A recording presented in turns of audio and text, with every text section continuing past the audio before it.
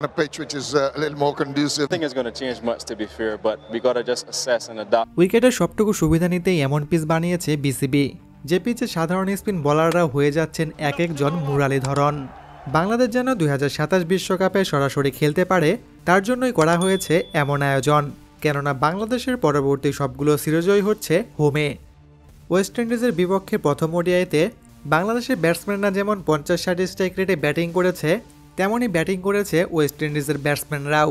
207 রানের এই সামান্য টার্গেটে তাদের দুই ওপেনার ভালো শুরু করলেও তারা দুজন আউট হতে বাংলাদেশের স্পিন বোলারদের তোপে ধসে গিয়েছে ওয়েস্ট ইন্ডিজের পুরো ব্যাটিং লাইন।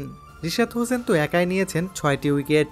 মাত্র 39 ওভারে 133 রানে অল আউট হয়ে যায় ওয়েস্ট ইন্ডিজ।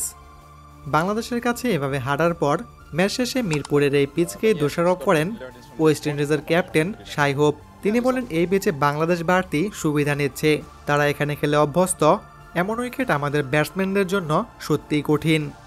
প্রিয় দর্শক, মিরপুরের এই উইকেট নিয়ে আপনার কি মতামত সেটি জানাবেন কমেন্ট করে।